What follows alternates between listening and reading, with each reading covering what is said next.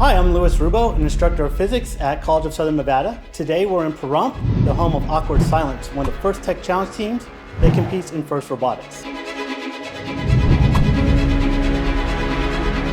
So we've all heard the word robot before, but if we think about it and try to define what a robot is, that becomes a little bit of a challenge. In fact, if you go out and you ask a bunch of people who do robotics for a profession, they may not give you the same exact definition.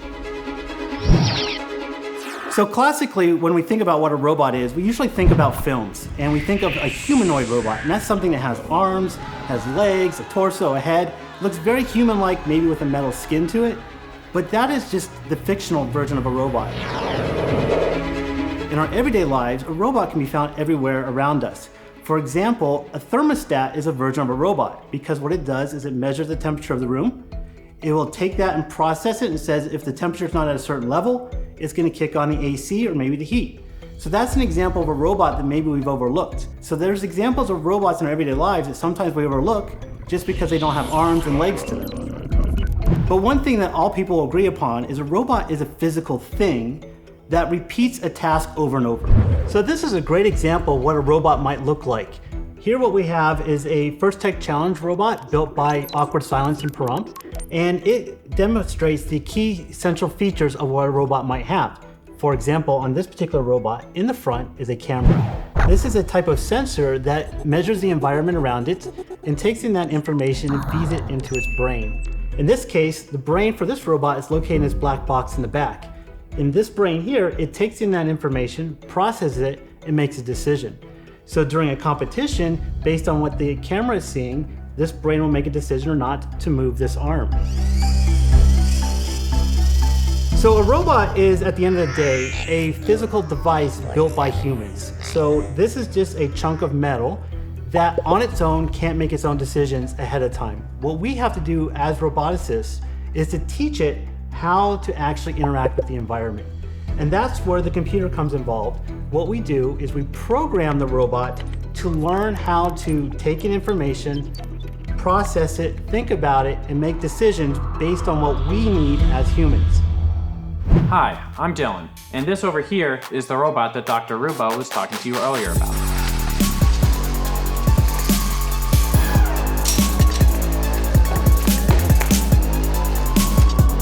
Our team, Awkward Silence, has been a team for the past 4 years. I started getting into robotics in 7th grade when I joined a first LEGO League team. One thing about the FIRST Robotics program is that no matter what stage you're in the competition, it's all kid-driven. We are all students that have gathered together in one location to help build a robot together. I'm going to demonstrate some of the cool features of our robot, such as movement as well as our arm.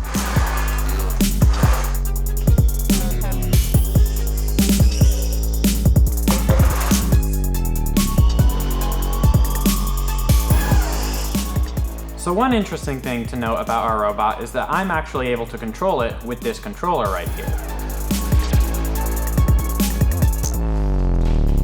So when I push forward on the joystick, the robot moves forward with it.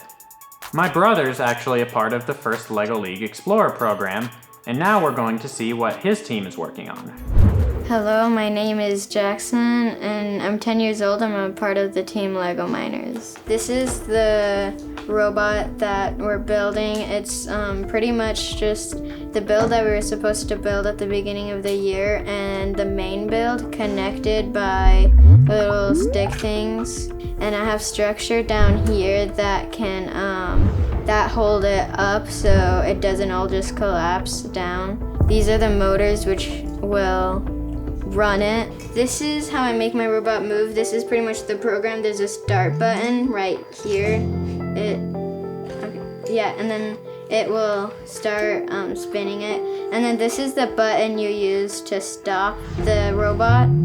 So you can pretty much stop it wherever and then start it wherever. When we really dig deep, what we realize is the concept of a robot is actually kind of challenging. So what we think about is the sense, compute, and act cycle, where a robot is an object that physically brings in information from its environment. It computes something about that information, makes a decision, and then acts upon it. So even though we think we understand what a robot is, the definition is actually quite wide and encompasses many things in our everyday lives.